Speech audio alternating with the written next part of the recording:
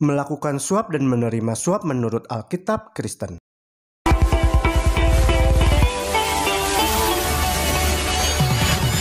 Alkitab adalah kitab yang sempurna, karena Alkitab adalah berisi firman Allah. Ayat-ayatnya dituliskan oleh banyak penulis yang dituntun oleh Roh Kudus.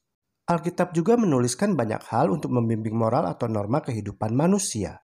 Salah satunya adalah menuliskan tentang suap atau korupsi. Tuhan melalui firman-Nya melarang umat-Nya untuk melakukan suap atau korupsi. Dan Alkitab juga memberikan alasan mengapa melakukan suap itu adalah perbuatan yang dibenci oleh Tuhan. Inilah akibat dan alasan mengapa Tuhan membenci penyuap dan penerima suap. Yang pertama, karena suap dapat membutakan mata orang yang sudah menerima suap tersebut.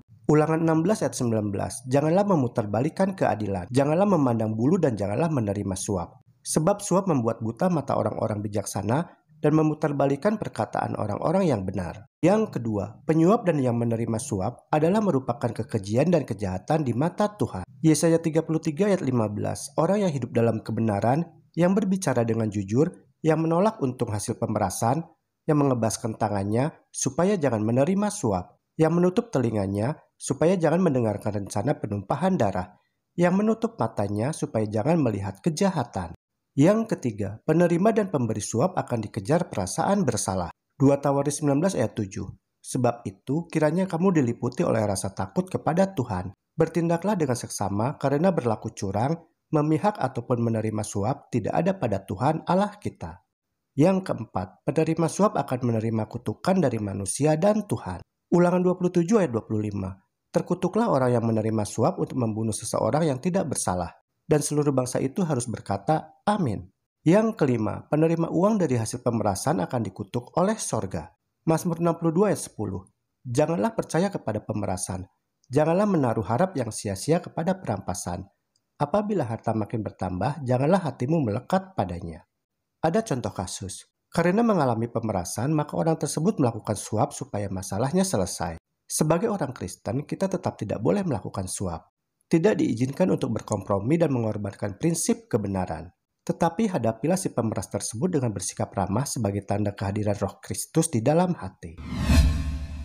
Meskipun menyuap dan menerima suap itu dibenci oleh Tuhan, namun bila orang-orang itu akhirnya sungguh-sungguh mau bertobat dari dosa perbuatan tersebut, dan juga oleh iman mengambil darah Kristus sebagai korban pendamaian, yang artinya orang-orang tersebut menerima Yesus Kristus sebagai juru selamat dan bertobat kepadanya, maka mereka itu akan memperoleh pengampunan dan namanya akan didaftarkan oleh malaikat ke dalam kitab-kitab yang ada di sorga. Seperti yang tertulis dalam Wahyu 20 ayat 12 dan 15, Maleakhi 3 ayat 16, dan Yesaya 65 ayat 6-7.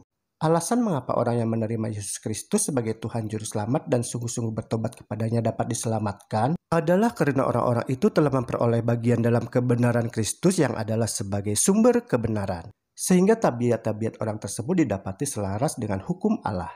Maka dari itu dosa-dosa orang tersebut akan dihapuskan dan dianggap layak untuk menerima hidup kekal. Dan itu tidak sama dengan perbuatan suap. Melainkan tindakan tersebut adalah murni keselamatan oleh kasih karunia Yesus Kristus yang diberikan secara cuma-cuma, seperti tertulis dalam Efesus 2 ayat 8-9.